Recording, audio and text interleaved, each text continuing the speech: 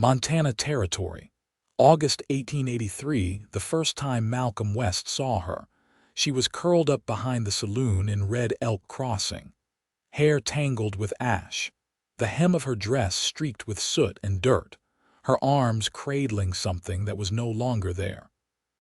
He had just stepped out of the saloon kitchen after dawn, carrying a bucket of peelings for the pigs behind the stables, when he nearly tripped over her. At first, he thought she was dead. She stirred when his shadow passed over her. Her hand flew up as if to ward him off, but her eyes blinked open wide, scared and sunken from days without real sleep. "You all right?" Malcolm asked, crouching down slowly. "You hurt?" She flinched at his voice. Then, bit by bit, she sat up.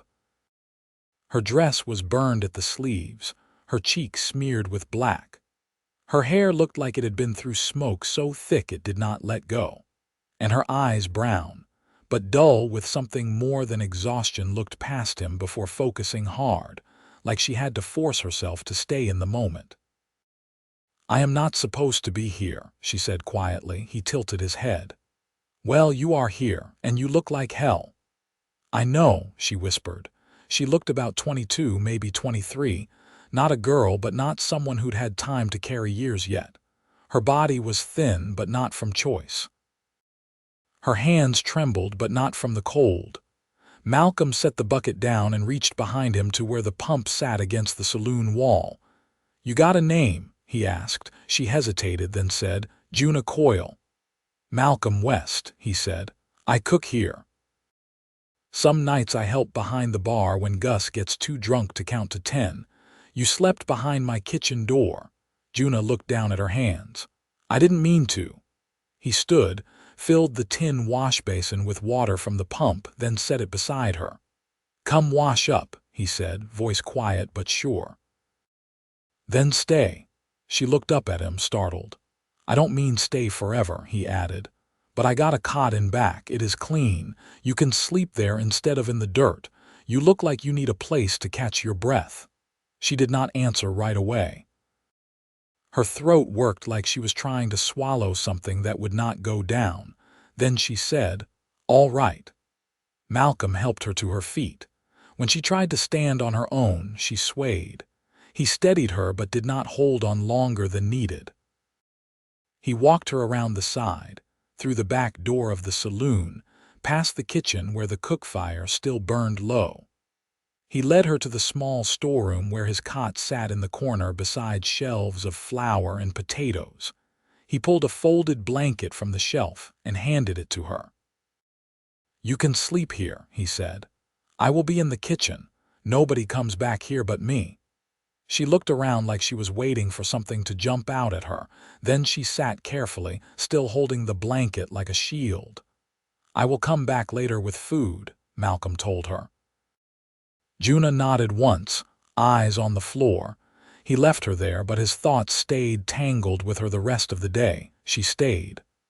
For the next week, she stayed in the back room. She did not talk much, but she ate the food he brought her. She washed her face and hair with the basin water, cut the burned parts from her dress with shears he left on the windowsill, and started to move like a person again. Malcolm did not ask questions. He just brought her warm bread, fresh eggs, sometimes slices of peach from the jar he kept for winter. She always said thank you, even when she looked like she barely had the strength to speak. On the 7th morning, she stepped into the kitchen while he was stirring a pot of beans. "I can help," she said. He glanced over. She had washed her hair again that morning, and it hung in soft waves down her back. Her face was still thin, but color had returned to her cheeks. "You don't have to," Malcolm said. "I want to." He handed her a knife and pointed to a crate of carrots. She sat and started chopping. Her hands were steadier now. They worked in silence for a while, but it was not strained. It was easy after a while. He asked, "Where were you before here?" Juna looked down at the carrots. "I was in a town south of here, small place. My brother lived there with his wife and their 2 kids. What happened?" She paused. "There was a fire." I was watching the children while they were at church. I do not know how it started. I just remember the smoke. The house went up too fast. I got out. The children did not. Malcolm set down the spoon he was holding. She kept her eyes on the cutting board. My brother blamed me, his wife too. I left that night. I kept walking until I could not any more. Malcolm did not speak for a long time. Then he said, "You saved yourself." "That matters." She shook her head. "Not enough." He reached across the table and covered her hand with his. "You are enough." Juna looked at him, surprised. Her eyes welled, but she blinked the tears back. "Thank you," she whispered. He gave her hand a small squeeze, then let go. By the third week, Juna had started helping behind the bar. Gus had taken to her quickly, saying she was quiet but sharp. He gave her a few dollars a week and let her keep tips. She wore one of his late wife's old skirts and a blouse Malcolm had traded eggs for at the tailor's. Malcolm watched her move through the saloon, quiet but steady, and he felt something shift in his chest. She had stopped looking over her shoulder. She smiled sometimes now. Not wide, but real. One night, after most of the drunks had stumbled home, they sat outside the saloon on the back steps. The stars were high and clear. "Why did you say that?" Juna asked. He looked over. "Say what? That I was enough." Malcolm thought for a moment. "Because you are, because I meant it." She was quiet a long time, then she leaned her head against his shoulder. He did not move. Just sat there with her in the quiet. The soft smell of sagebrush in the air, and the feel of her weight against him like something he had been waiting on for years. She whispered, "Thank you for finding me." Malcolm said, just as softly, "I think I was the one who got found." The morning after the first frost dusted the ridge pines, Juna stepped out behind the saloon before the sun had cleared the hills. Malcolm was already there, splitting kindling with a slow, practiced rhythm. His shirt was unbuttoned at the throat, sleeves rolled to the elbow, and his breath curled in the air like smoke. She didn't speak right away, just picked up the basket of laundry she'd left to soak in the wash basin. Her hands were red from the cold water, but she didn't seem to notice. Malcolm glanced toward her when he heard the wood shift in the basket. "You ever get used to this kind of chill?" she asked, her voice low but not uncertain. "I grew up near Helena." "This is mild," he said, setting another log on the block. Juna shook her head. "My folks never stayed long enough in one place to know what kind of winter was coming." He paused, resting the axe handle against his boot. "Where was home last?" She met his gaze. "I don't think I ever let a place be that." He didn't press her. Instead, he nodded toward the line strung between the stable posts. "You can hang those here. Sun'll catch it once it's up." They worked side by side, quiet but not uncomfortable. As she pinned the shirts and linens, her fingers moved with care. She hummed something half-remembered low, winding, not quite sorrowful. Malcolm watched her a moment. "What's that tune?" She wrung out a sleeve, eyes on the cloth. "My mother used to hum it when she was sewing." "I never knew the words." "She's still living?" "No." There was no sharpness in it, just the weight of fact. Malcolm picked up the axe again and split another log clean through. Later that day, Gus sent Malcolm out to the edge of town to fetch a sack of barley from the storehouse. Juna followed, saying she needed to stop by the dry goods for more soap and a new pair of stockings. They walked alongside the creek, the path dusted with early leaf fall, cottonwoods yellowing at the edges. "You ever think about leaving?" she asked suddenly. He adjusted the sack over his shoulder. "Sometimes, but I always find a reason not to." She looked at him sidelong. "What keeps you?" He slowed his steps. "Depends on the season. Some years it was the work, some years I didn't have anywhere better to be." She didn't reply for a long while. Then said, "I used to think moving on meant starting over, but it don't, not really." Malcolm stopped walking. "What does it mean then?" "Just means carrying things farther." Her voice was quiet now. "And hoping it don't weigh you down too much." He set the barley down at the storehouse door. "You carry it different than you did." "I'm still carrying it." "I know," he said, "but you're not walking alone." Juna didn't answer, but her hand brushed his when he reached for the latch. Neither of them pulled away. That night, the saloon was louder than usual. A cattle buyer from Dakota had come through and brought coin with him. Juna moved behind the bar with easy grace, her eyes alert, her mouth set in a line that wasn't unfriendly but firm enough to keep hands respectful. Malcolm worked the back stove, frying up salt pork and cornbread for the late drinkers. When the noise dipped low enough, she slipped into the kitchen and leaned against the doorframe. "You always cook like you're feeding a church full of Baptists?" she asked, arms crossed, face flushed from the heat and long hours. "I don't like folks going hungry," he said, not looking up from the skillet. She watched him a moment. "You ever learn from someone or just pick it up as you went?" "My mother taught me the basics. Rest I learned after she passed." "You cook?" "Only thing I ever got right was sweet biscuits. Everything else came out too tough or too thin." He slid a piece of cornbread onto a plate and handed it to her. "You want to try again sometime?" She took the plate, her fingertips brushing his. "Maybe I will." Later, after the saloon emptied and the lamps were turned down low, they sat once more on the back step. The wind had picked up, carrying the scent of dry grass and pine smoke from someone's hearth nearby.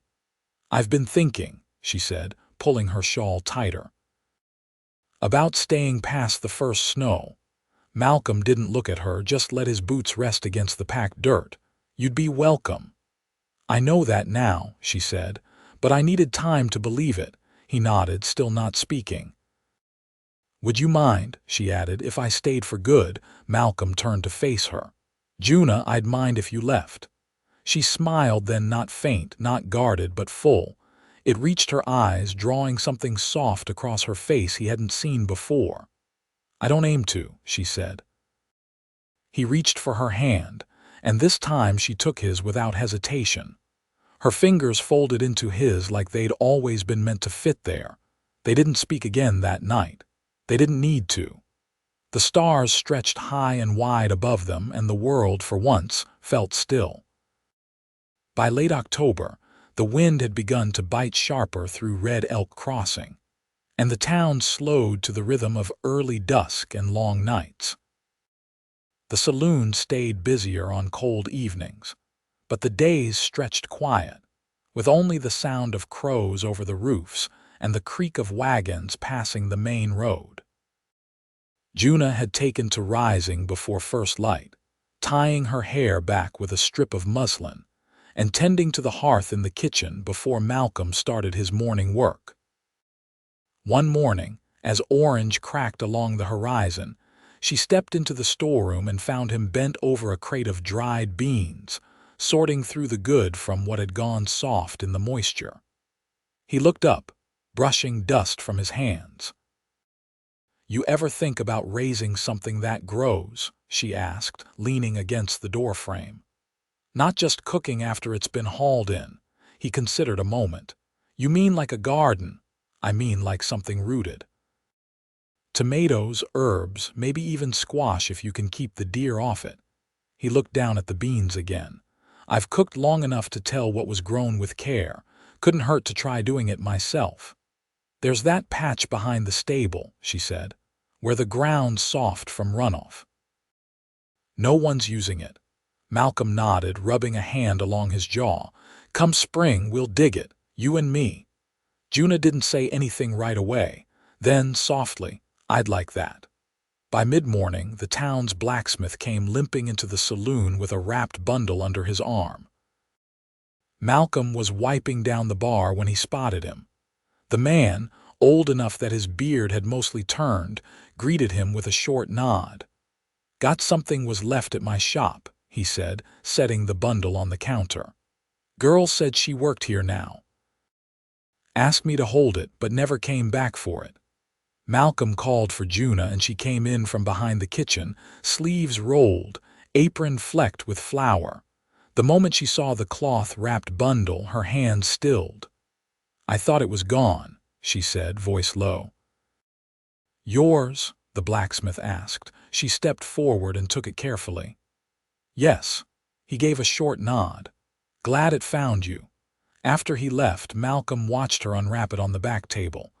Inside was a folded shawl of deep green wool, worn at the edges but neatly mended. She ran her fingers across the stitching, then lifted it to her face for a moment. "I gave it to my niece last winter," she said. "Told her it was the warmest thing I owned." She folded it again, slow and deliberate, and laid it gently in the small chest she kept in the storeroom corner. She didn't cry, but her shoulders drew inward like she'd been carrying a stone that had shifted. Malcolm didn't speak. He stepped close enough for her to feel him there, then stood beside her until her breathing steadied. That evening, as the sun dropped low, she asked him to walk out past the edge of town. They followed the creek, where frost clung to the reeds and the water moved slow beneath a skin of ice. "I need to tell you something," she said. He didn't press. Just kept pace with her, his hands in his coat pockets. "I wasn't just watching the children that day," she said. "I was hiding. I'd taken something from my brother's desk, a letter from a lawyer in Helena. He'd sold off land that was meant to be held for us all. My name was never on the deed. I didn't understand it then, not fully, but I knew he'd done something wrong." Malcolm looked at her steady. "And you went to find the truth." "I tried. But by the time I got back, the house was gone. I never told anyone what I'd done. I just ran." She stopped walking, her boots crunching over brittle grass. "I'm done running now." He stepped in front of her, close enough to see the fine lines at the corners of her eyes, the small scar along her temple where the fire must have left its mark. "Then stay," he said. "I already did," she answered. They stood still a long moment, the air cold enough to blush their cheeks. Then she reached for his hand, and this time she held it not like something new, but something she meant to keep. The next morning, Juna opened the back door to find a stack of fresh-cut lumber by the fence. Malcolm was inside, sleeves already rolled, drawing a rough plan on the corner of a flour sack. "What's this?" she asked, brushing a curl away from her cheek. "Cold's coming early," he said. "Thought we'd build a proper shed, for the soil tools, and maybe a root cellar if we get far enough before the ground hardens." She crossed the room and looked at the drawing. "That's a good idea," he glanced at her. "I don't build fast." "Neither do I," she said. "But I build solid." He smiled at that, a quiet thing that reached his eyes. "Then we'll build it together." Outside, the wind picked up through the cottonwoods. The trees rattled their dry leaves, but inside the saloon, the stove was warm. The bread was rising, and the space between them had become a home. The first snow came in the night light, dry flakes that sifted down like flour and dusted the rooftops by morning. Malcolm stepped out back before dawn, breath rising in clouds, boots crunching on the crusted ground. He brushed snow from the stable door, then opened it to check the feed. Inside, the mare shifted in her stall, snorting softly. He laid a hand on her neck, then returned to the kitchen where the stove still held a faint warmth from the banked coals. Juna was already there, sleeves pushed to her elbows, sleeves damp from scrubbing the table. She glanced up, her hair tied in a tight braid, a small cut at the knuckle of her thumb. "You ought to let that rest," Malcolm said, nodding toward her hand. "I nicked it on the wood bin," she said, brushing a curl from her cheek. "It's nothing." He poured water from the kettle into a basin. "Let it soak a minute. I'll finish the table." She didn't argue. She peeled off her apron and sat, lowering her hand into the warm water, her eyes following the steam as it rose. "I dreamed about my brother last night," she said. Malcolm didn't speak, just moved the rag over the table's edge with slow, steady strokes. "In the dream, we were children again. He was showing me how to tie fishing line. We were sitting by the creek and everything was still. No fire, no shouting. Just the sound of water and birds in the trees. She looked down at her hand in the basin. Then he turned and said, "You left us behind," and I woke up. He wrung the rag and set it aside. "Dreams don't carry judgment. That's our own voice trying to tell us something." "Maybe," she said. "Or maybe it's just the part of me still waiting to be forgiven." He sat across from her. "You want his forgiveness?" "I want to stop feeling like I stole something I didn't mean to." Malcolm looked at her a long moment. "Then, what would you do if he walked through that door tomorrow?" She blinked, surprised. "I don't know. Maybe I'd ask him to sit. Maybe I'd ask him to listen." Malcolm reached for her hand, drying it gently with a clean cloth. "Then maybe you're already halfway there." She turned her palm over in his, fingers rough from work but warm. "You ever think about your people?" she asked. He hesitated. "Not often. My father died when I was a boy. My mother stayed on in Helena, but we didn't speak much after I left." She didn't understand why I wouldn't take up trade like my uncle. Said cooking wasn't work for a man's hands. Juna tilted her head. "Then why did you stay with it?" He looked down at their hands. "Because it was the only thing that made me feel steady. When I cook, I know what's coming next.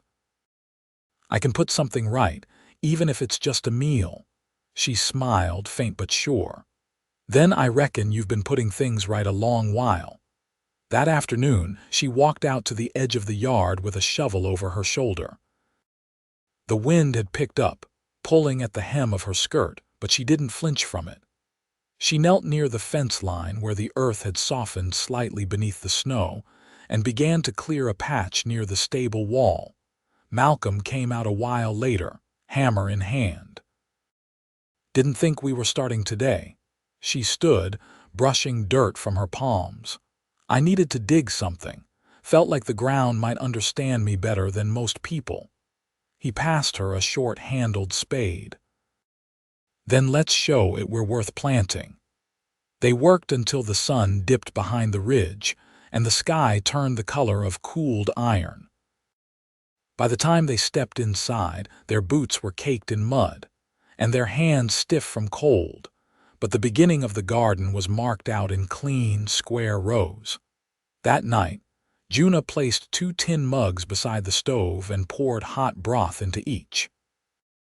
Malcolm sat across from her, the light catching the edge of his jaw, the slope of his shoulders still carrying the day's labor. She reached inside the chest and pulled out a small folded square of cloth. Unwrapping it, she revealed a wooden hair comb, simple and smooth, the teeth worn from use. "This was my mother's," she said. "I've kept it through everything. Thought I'd lost it in the fire, but I found it tucked in the lining of my coat a week after I arrived here."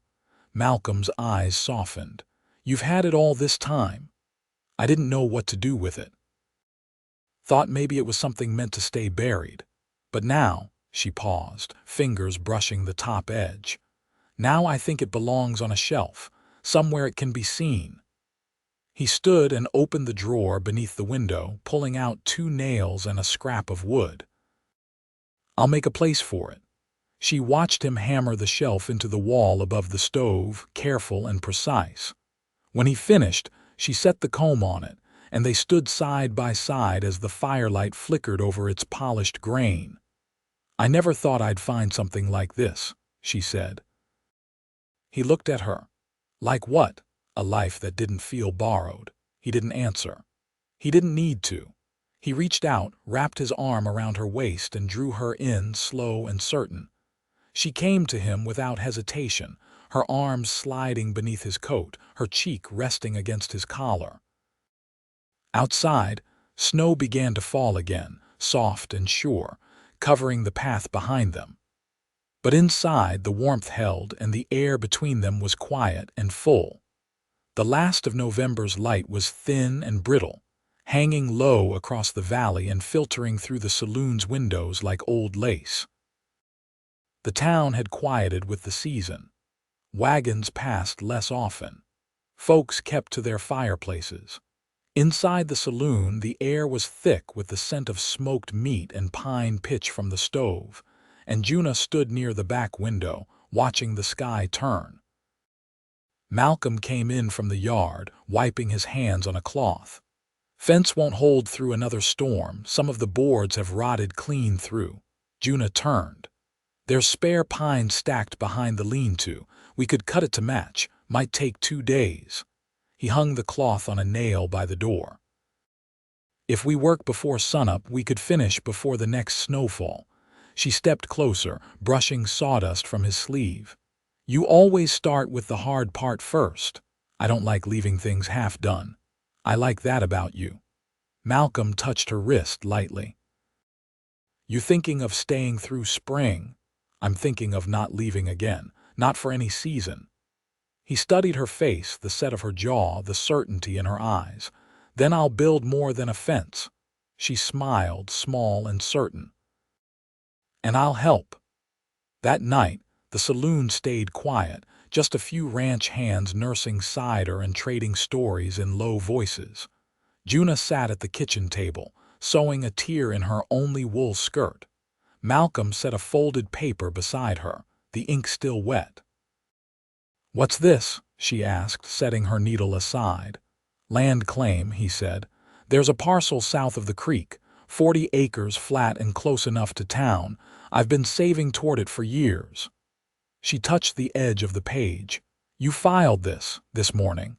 She looked up. "You thinking of building a house?" "I'm thinking of building a home, with you." She didn't speak right away. Her fingers moved over the paper like it was something sacred. "I've never had a home that was mine." "You'd have half of everything, not just in name." He paused. "If you wanted it." "I do," she said. "I want it more than I've wanted anything." They rose at first light the next morning. The air was sharp and their breath curled in the cold, but the work passed steady. They cut the boards, fitted the posts, and by the time the sun reached its peak, the new section of fence stood sturdy and straight. Juna wiped her brow with a scrap of linen and leaned against the gate post. "We did that well," she said. Malcolm nodded. "You've got good hands." She looked at the field beyond, where a few deer tracks crossed through the snow. "What would you plant first? Potatoes, maybe, beans, something hardy." "I'd like to try strawberries," she said. "They might not take, but I'd like to try." "Then we'll try." They walked back hand in hand, boots crunching through the snow. Inside, she lit the lamp while he stirred the stew. She moved easily through the kitchen now, without hesitation or wariness, her body at ease in the space they shared. Later, curled together on the cot beneath the quilt they'd pieced from scraps, she whispered, "There's something I haven't said." Malcolm traced a line along her shoulder with his thumb. "Tell me, I want to marry you." He stilled, then shifted to look at her fully. "You sure?" "I've never been more." He sat up, reached for the small carved box he kept in the chest beneath the window. Inside was a ring, plain silver, the band shaped by hand and polished with oilcloth until it gleamed in the dim light. "My mother gave this to me," he said. "Said to offer it when I found someone I'd walk through fire for." Juna sat up too, the quilt slipping from her shoulder. "I don't want fire," she said. "I want warmth." He slid the ring on her finger. "You've got that. For the rest of your life." They married 3 days later, just after the first blizzard passed. Gus stood up as witness, his beard still dusted with flour from the morning's baking. A traveling preacher performed the rites in the saloon's back room, the air smelling of cloves and pine from the garland Juna had strung along the mantel. She wore a borrowed dress of faded blue, her hair braided and pinned with dried cornflowers. Malcolm wore his best coat, patched at the elbow but clean. They said their vows with quiet voices and steady eyes, hands clasped like roots of the same tree. Afterward, they shared a meal by the stove, roast partridge, wild onions, and a pie Juna had baked with dried cherries from Gus's cellar. They didn't need music. They danced anyway, slow and close, the fire crackling beside them. By spring, the ground thawed and they moved into the cabin Malcolm built himself, beam by beam. Juna planted her strawberries, and though the first shoots were stubborn, by July they bore small, sweet fruit. She kept the comb on the shelf above their hearth, beside a pressed bloom from the wedding garland and a smooth stone Malcolm had found by the creek the day they marked their land. In the evenings, she sat on the porch with her mending while Malcolm read aloud from old books he'd carried from town, the Bible, a volume of folk tales, a dog-eared almanac he swore by. Sometimes they didn't speak at all, just watched the sky turn amber and lavender, the wind soft through the grass. One summer evening, as the sun dipped low and the chickens rustled in their coop, Juna laid her hand over her belly and looked over at Malcolm. "Come spring," she said, "we'll need another chair at the table." He set down the almanac and crossed to her, kneeling at her side. "You sure?" she nodded, eyes shining in the fading light. He rested his forehead against hers, voice thick with wonder. "You've given me more than I ever knew to ask for." They stayed like that a long while, the wind quiet, the sky wide and deep. The fence held strong around them and the soil was rich beneath their feet. They had built something lasting, not from escape, but from choosing each other and the life they made together, and nothing ever pulled them apart again.